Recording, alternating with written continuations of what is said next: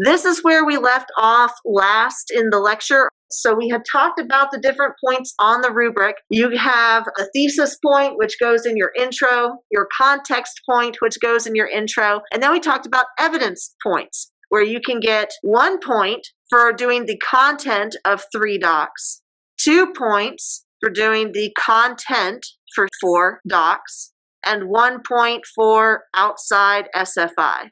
Then you can get a point for HIP if you do 3 documents. Now, what's the difference between content and context? Content is a summary, reading comprehension. Tell me what the document is describing. Context is, give me background information from the document. Like if your summary statement is about Christopher Columbus and the New World, then give me some background as to how did he come to be involved with the New World? How did he end up getting there in the first place? But if you only do this for 1 document, you're not getting any points. You have to do it for 3 documents. So that's what we're going to do with this practice right here with this document. We're going to call this document Document A. So remember, at the end of your sentence using the document, you have to cite it. Not MLA cite, not APA cite, but just regular old doc and then the letter or the number. So nothing too fancy there. So what I want y'all to do in the chat is give me a summary of this document. The main idea, reading comprehension. What is this document trying to tell us? And you don't need to quote. It should paraphrase. Who is this guy? Does anyone know? Christopher Columbus. Good. What is this area? What does it say in the document?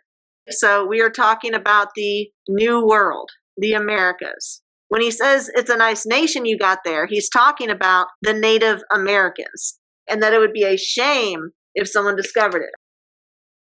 The document tells us about how Christopher Columbus discovered the New World. It doesn't tell us how he did it, but it does tell us that he did, quote unquote, discover it.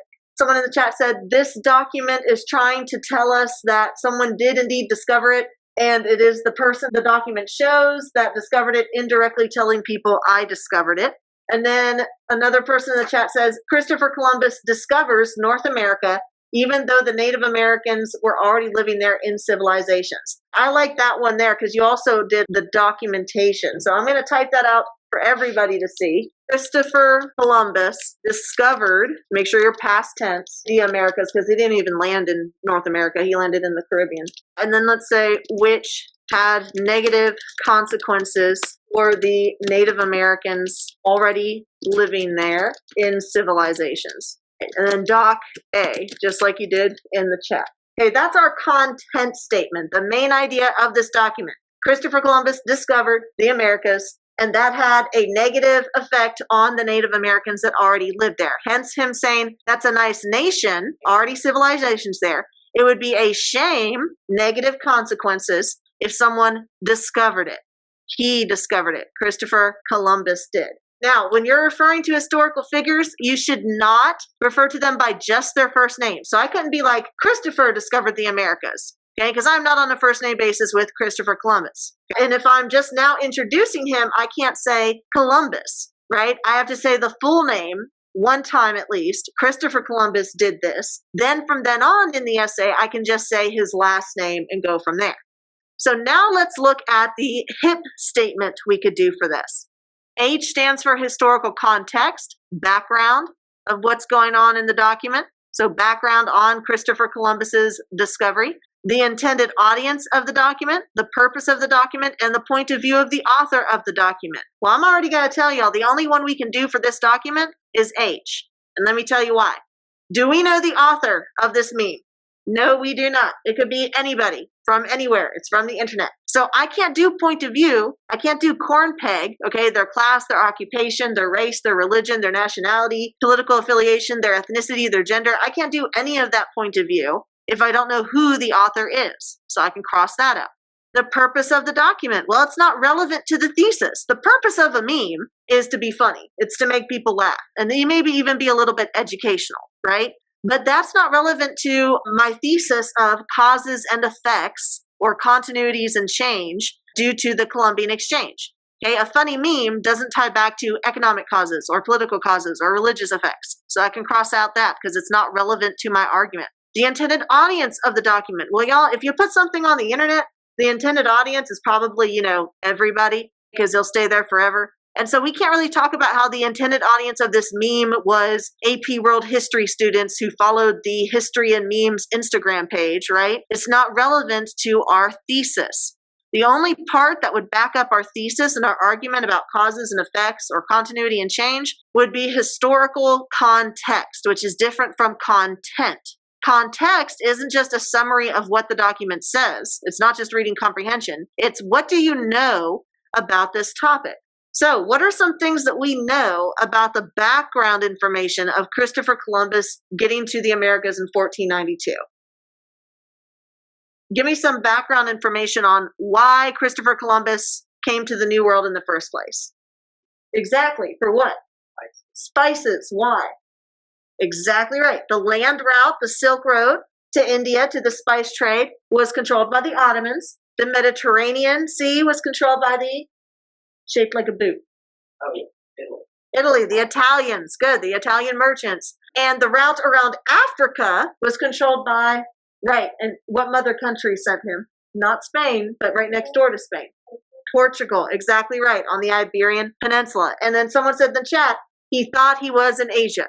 Now, all of that is background information. Now, how do you put that into a sentence? Give me one sentence of historical context. And a reminder of how to do that, in the DBQ folder on Schoology, if you click on HIP Part 2, it'll open to this and give you little sentence starters. So you could say, during this time, during 1492, this was an era of.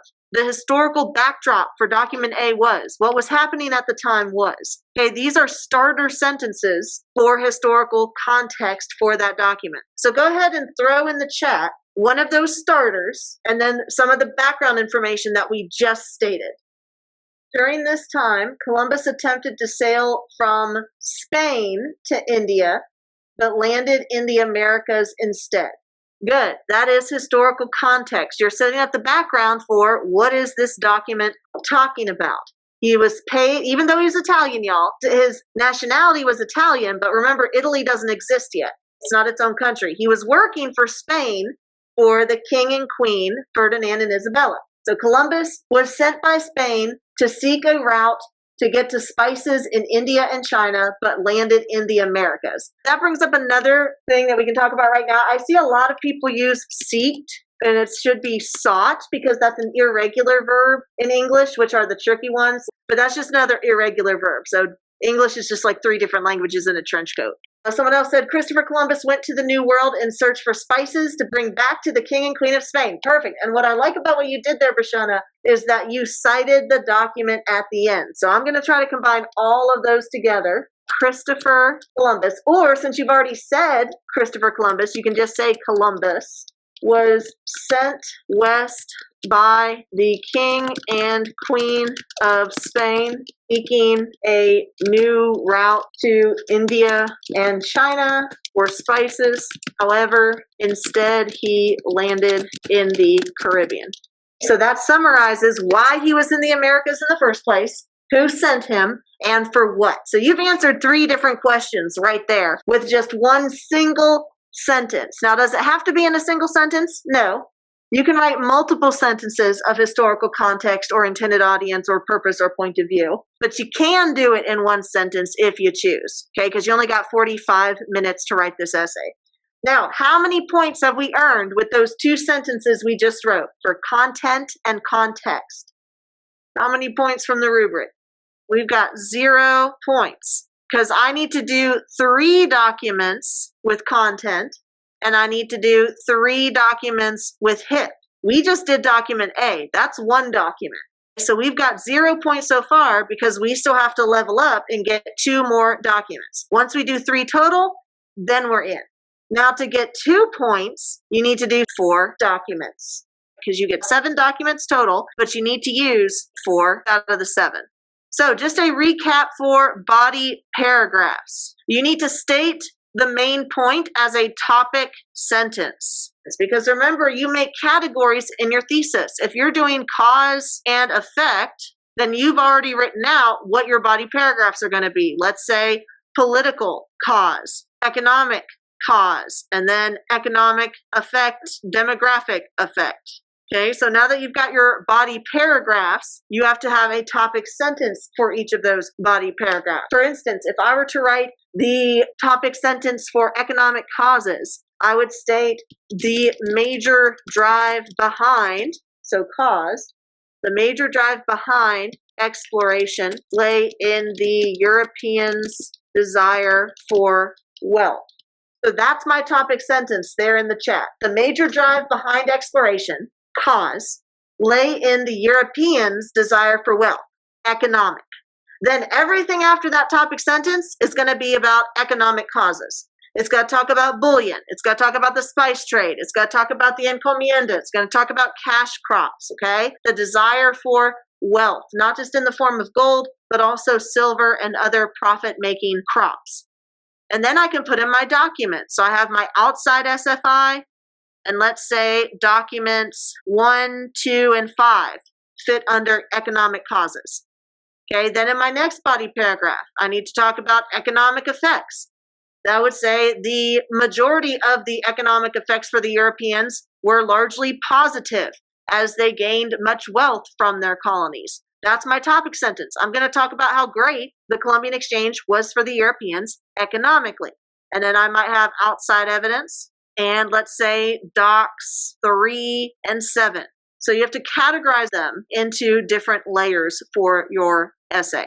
So use examples from different documents in each paragraph, and then use examples from the document to support your thesis. So examples from the document, that's content.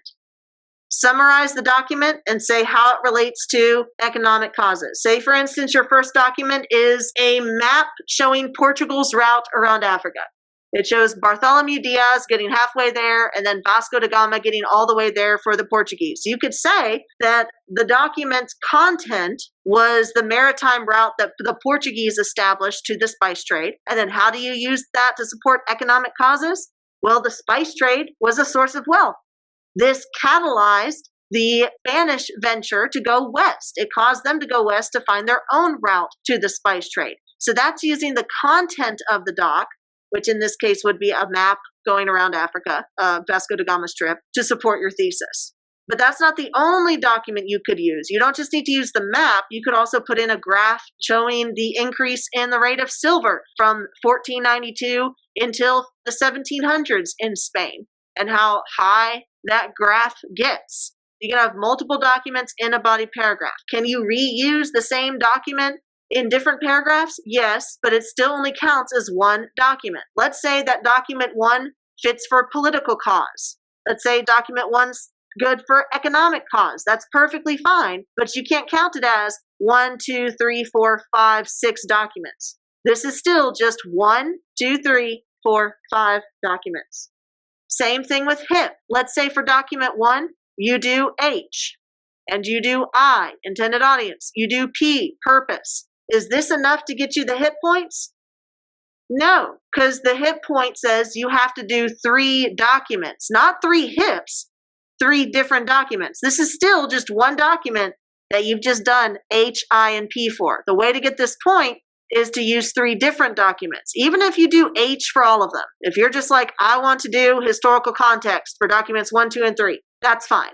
If you want to do historical context, intended audience in historical context, that's fine. If you want to do one of the point of views for document 3, that's fine. Okay, but it does have to be 3 different documents in order to get that point. Not because it gets you any bonus points, but let's say that you try to interpret the point of view of document 3 and you get it completely wrong. Let's say document 3 was by Bartholomew de las Casas, and we know that he was super against the encomienda, and he was super Catholic. But what if you're talking about the article and you say, oh, Bartholomew de las Casas was a Protestant conquistador? Like, no, he wasn't Protestant. That's not the case. So if you get your point of view mixed up for document 3, but for document 4, you did like an extra document, then I still would count 1, 2, 3, even though you got this one wrong, because you still did at least 3 documents where you did hit. Same thing for content. You have 7 documents. You can do content statements for all 7 of them, just in case one of your content statements is incorrect. Then you have a backup and you can still qualify for the point. And then again, make sure you cite. In a normal year, how I grade is I go through your essay and I look for the parentheses and I highlight them so I don't miss a document, because I'm going to read your essay more than once. But the AP exam, the readers in May, are not going to read your essay more than once. And remember, you can't just drop in a vocab word and say, the encomienda was a thing. You have to explain how it's relevant to your thesis. If you're talking about demographic effects in the New World, then yeah, you should be talking about the encomienda, because that's a bad effect. But if you just name drop vocabulary words, that's not going to be enough. It has to be more than a phrase or a reference, and it can't be the same evidence you used in context. Okay, that would be double dipping. So more than a phrase or a reference. So like if your background information in your intro was about the Renaissance, you can't then go and in your body paragraphs talk about the Renaissance again and have that count as the second point. That's not how it goes. The last part of the rubric is what we're on now with part D, analysis. The hit point, and this goes in your body paragraph, and the complexity point. Remember, that's the unicorn point, the most difficult one to get. So we tell y'all to maybe not focus so much on the complexity point. Y'all have done a thesis and context before. You know how to write an intro paragraph. You can find one piece of outside evidence about this topic that could support your thesis. You can use 3 documents, right? But when it comes to complexity, that's where it gets a little bit, complex. Now, the easiest way to get complexity is to just talk about multiple historical thinking skills. So if you're given cause and effect and you're told, hey, your essay has to be about causes and effects, well, then throw in some similarities and differences too.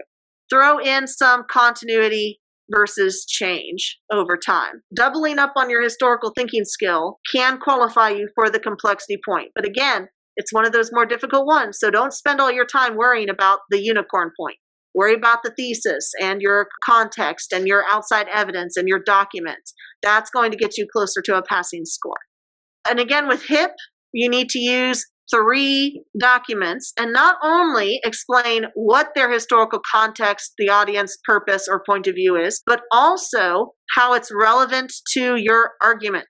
So if you had a map of the route around Africa by the Portuguese, how is that relevant to your essay about causes and effects? Well, you're talking about economic causes. So this document, this map, indicates an economic cause of desire for access to the spice trade. So you're taking these documents and you're using them to back up what you're saying about this time period. What's H? What is H of HIP? Historical context with an X. Remember, this is the analysis point. Context is background information. That's different from content. Content is just reading comprehension. Can you give me a summary of what document A, document B is about? So for content, you need 3 to 4 documents. For context, for HIP skills, you only need 3. And they can all be H, they can all be I, they can all be P, or you can mix and match. So content with an N is summary, reading comprehension, no outside evidence. You don't need to know anything outside of the document. Context is background information. Set the stage for that document. What is I? Good. Intended audience for the document, not who's reading it right now. Don't say, oh, I'm the intended audience because I'm reading. That's not it. Okay, Christopher Columbus was not writing to you. Bartholomew de las Casas was not writing to you. What about the first P? Purpose. Good. The purpose of the document. Why was Bartholomew de las Casas writing on the destruction of the Indies? What was he trying to do with that book? Does anyone remember Bartholomew de las Casas? Former conquistador. Then he became a Catholic priest. He wrote this book, and his main purpose behind writing the book was to convince Spain to stop doing what? Enslaving the Native Americans. Okay, because remember, they don't control the asiento. The Spanish have the encomienda. So he was writing about how awful the encomienda was under the Spanish. And then the Protestants are going to use that as anti-Catholic propaganda, but then still treat the Native Americans the same way as the Catholics. So yes, to try to end slavery of the Native Americans. Was he successful? Yes and no. He ended the encomienda, but then it just popped up under other names like haciendo and repartimiento. Oh yeah, persuasion is like purpose. The purpose is persuasion. Exactly right. And he was kind of successful, kind of not successful. What about the last P? What does POV mean? Point of view. And for point of view, you have to know the author, or at least know some aspects of corn peg. So like if you know someone is an Islamic merchant, then you can probably tell what their point of view is in the document. If you know if it's Christopher Columbus, you know his point of view. If you know it's Bartholomew de las Casas, you know his point of view. But if it's just Jimmy Bob, then you don't know who that is. You can't make any assertion as to what their point of view is. Okay, so let's go over corn peg. What does C stand for? Class, good. Class means social class. Where are they in the social hierarchy? If this is King Ferdinand and Isabella writing, where are they going to fall on this pyramid? Yeah, very high, very tall. They're going to be up here. We're not going to see a lot of written works from people down here in the social hierarchy because education is very what? Expensive. So only the higher members of society can have access to education. Like Christopher Columbus, he's probably not here at the bottom. He's closer to middle class and up because he knows how to read and write and read maps and do math, although not well enough to make it to India. But still, he was educated. So he's going to be higher up here. The king and the queen of any country are going to be high up here in this social hierarchy. Me as a teacher, let's say you're reading an article I wrote about education. I'm probably going to be in like the lower middle class. Does that mean I'm not educated? No, just in my time period, education is free to the public. What about O? What is O? Occupation, which is just a $20 word for job. So if we're writing about Christopher Columbus, his occupation, he's an explorer, a conquistador. Bartholomew de las Casas, he's a priest. Me, if you're reading an article I wrote, I'm a teacher. Now, if I'm writing an article on education, then occupation would probably be the strongest part of corn peg that you have for me because I'm writing about education. What does that mean about the reliability of my article? It means it's probably very reliable because I know what I'm talking about because I'm in the education field, as opposed to if I were writing an article about sports. Is that going to be very reliable? Absolutely not. I know nothing about sports ball. I know you get the checkmate when you kick the football into the goalpost. Pretty sure. You're trying to get the king. Oh, and you're trying to get your quarterback, which I don't understand why they're all upset over a quarter. I mean, it's like 25 cents. Maybe they have to go to Aldi's. What about R? Religion. Now, if I'm writing an article on education, does my religion have anything to do with that article? No, so I'm probably not going to talk about that aspect of corn peg if you're doing my point of view. But there's another R related to corn peg. What is it? Race. Okay, are there racial disparities in the field of education?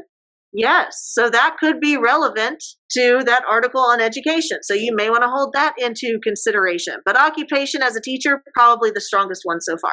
What is N? Nationality. What country am I teaching in? The United States. So I'm going to know a lot about the educational system in Alabama or in the United States. Like I'm going to know about the IDEA Act and FERPA laws and 504s and IEPs and all of that. But I'm not going to know much about Europe at all. I don't know how they do things. I don't know if they like start as early as we do. I do know that teachers in France get to drink wine with their lunch. So that's a little bit different. But I don't know much outside of the United States. So that could affect the reliability or even some bias that I may have. Like what if I say, oh, America's got the best education system anywhere? I could be biased because I am from America. What about P? What does P stand for? Political affiliation. Different political parties, Democrat, Republican, Independent, Socialist, Green Party, they have different ideas about what education should be. Like you have difference between the Democrats and the Republicans regarding student loan forgiveness. You have differences between Republicans and Democrats regarding charter schools or private schools or those tax credits that you can get to go to certain schools. So political affiliation could relate to my article on education. Say if I were specifically talking about charter schools, that could play into my point of view, whether I'm for or against it. What about E? What is E? Ethnicity, which is different from race. So let's say if you're of African descent, you could be of African descent from the southern United States and have a very different vernacular, a different language, a different culture than someone who's lived in South Africa their entire life. Okay, even though you're both of African descent, it doesn't necessarily mean that your ethnicities and your cultures are going to be the same. So some slight variation there. What does G stand for? Gender. The teaching profession is majority female. So that could play a role into what I'm writing about in that educational article. So my gender could play a role. In terms of period 2, which remember is 1450 to 1750, that's the period we're in right now, we're not going to have a lot of works by women. Okay, you have some like Elizabeth I and Catherine the Great being from Russia and, well, technically Germany, but she was the queen of Russia, the Tsarina, and Elizabeth I ruling England. But for the most part, we're only going to be looking at male perspectives. With the Columbian Exchange, we're primarily going to be looking at European perspectives. So we're losing a big chunk of the history and the point of view just by not having preserved those works. So here we go again. We are going to use this document, which we're going to call document A, and we're going to do a content statement and a HIP statement. But first, let's read the prompt that goes with it. Analyze the effects. So already I know, what is my historical thinking skill? Cause and effect, exactly. Now this essay is going to focus more on effects, but you definitely can talk about causes too, so you can get both halves of that HTS point. The effects of the Columbian Exchange on the population. So it already gives you a category. It already tells you, you have to talk about population. So this will be a paragraph. And the economy, yet another paragraph. So our categories are demographic and economic. Those are our two main body paragraphs. And it specifically says the effects on Europe. So will we be talking about smallpox in the New World? No. Will we be talking about the encomienda, not for population, but maybe for the economy of Europe? Okay, we'll be talking about the price revolution, the influx of silver, the Quinto del Rey. We're not talking about the New World or Asia or Africa in this essay. It specifically says demographic and economic effects in Europe because of the Columbian Exchange. So let's go ahead and practice with this. I want y'all in the chat to make a content statement, a summary statement for this meme, which we're going to call document A. Oh, well, first, which category do you think this document is going to fall into? Demographic or economic? Economic, exactly right. Some key words that hint you off to that. I closed the spice trade. How do you get to India? Going around Africa. It's talking about the Ottoman Empire and the Portuguese Empire. So yeah, the spice trade, exactly, is going to indicate to you, this isn't talking about the population increasing or decreasing. It's talking about the economy, the drive for wealth. So I want y'all to give me a content sentence. Summarize what's going on in document A. Okay, so someone in the chat, I'm going to read it out loud. This document represented that the Ottoman Empire controlled the spice trade connecting to India, and Portugal found a way to get around that by going around Africa. The people speaking represent the empire/country. Okay, so I'm going to type that into this document. The Ottoman Empire controlled the spice trade connected to India, and Portugal found a way to get around the Ottoman monopoly by going around Africa. So remember, the Ottoman controlled the, let's say, the Silk Road route to the spice trade connected to India. And Portugal found a way to get around the Ottoman monopoly by going around Africa. And then, like you did in your example, you cite it, Doc A. How many points have we gotten so far? 0, because we've only done 1 out of 3 documents. But that doesn't mean we're done with this document once we describe it. We also need to hit. So looking at those historical thinking skills, do we know the point of view of the author? No, because we don't know the author. Can we do purpose of a meme? Is that relevant to our essay? No, because we don't. The purpose of a meme is to make people laugh. That has nothing to do with economic or demographic effects. Can we do intended audience of the meme?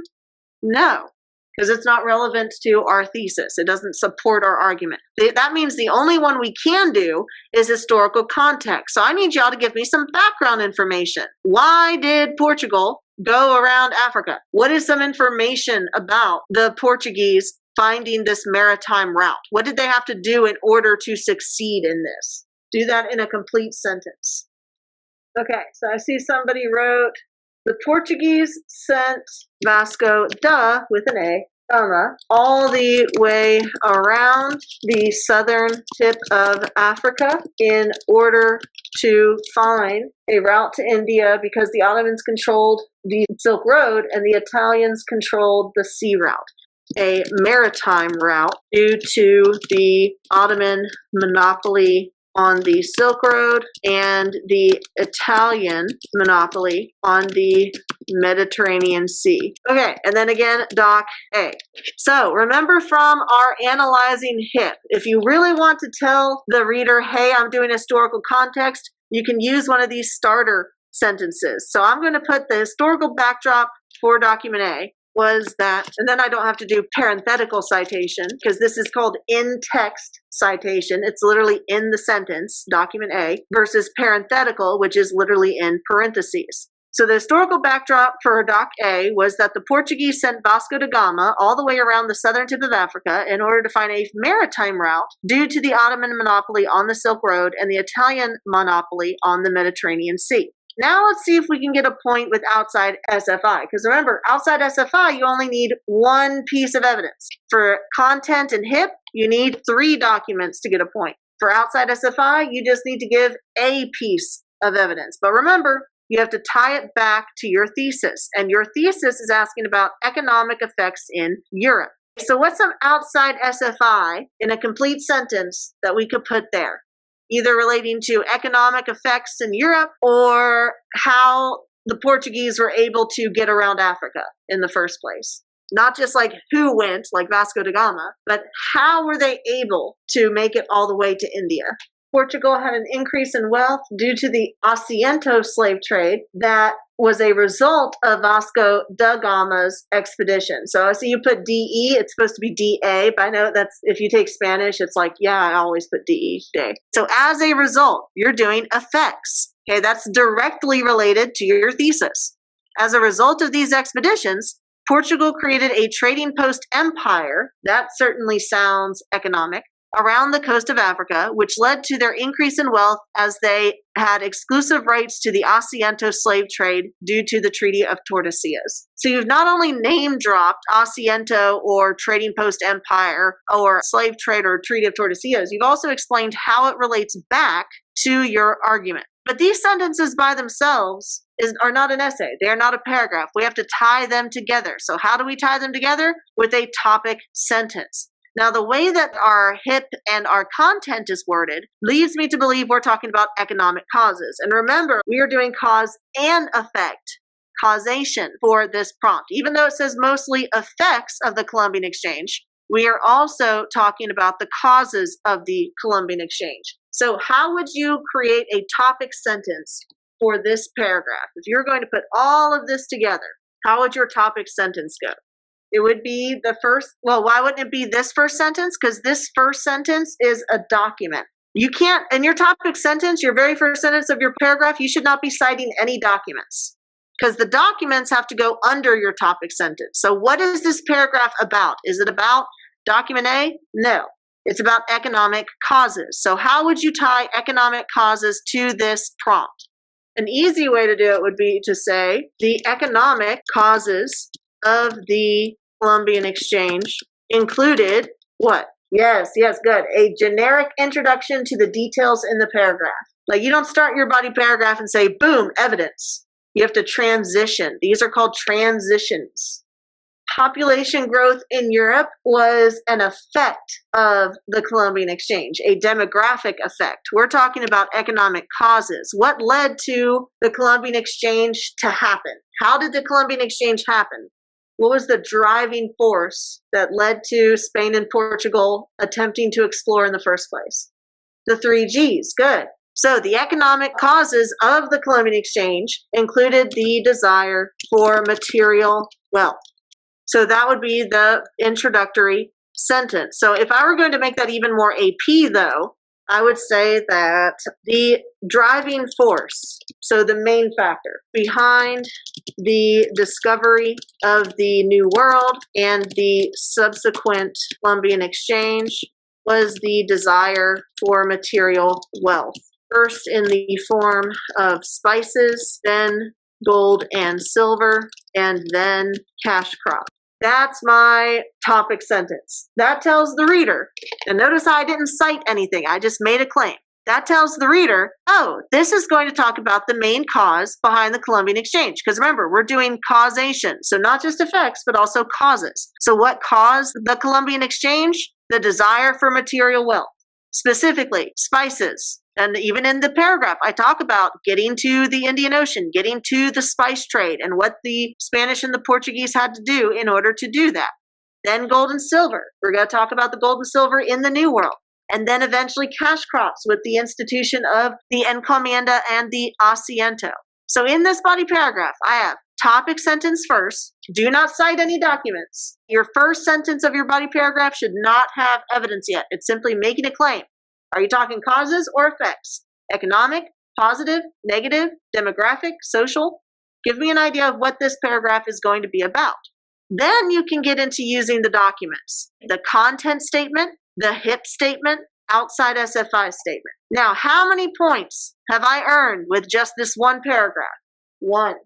I've done content, but only for one document, and I need 3. I've done HIP, but only for one document, and I need 3. So where did my 1 point come from? Yeah, this sentence in green. Well, what point on the rubric does this sentence represent? Outside evidence.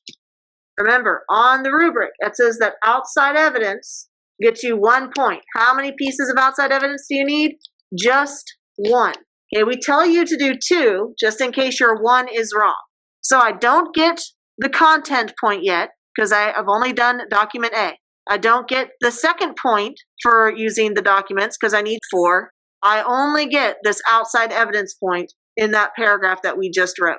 Now, y'all shouldn't think of paragraphs in terms of how long they are. Like if you're writing this paragraph and you're like, oh my goodness, I've already written 7 sentences, I have to start a new one. We're not grading you on how long your paragraphs are. We're not sitting and counting, okay, they wrote this many sentences, that counts as a paragraph, or oh, that's too long, minus points. That's not what we're looking for. We're looking for, did you answer the question?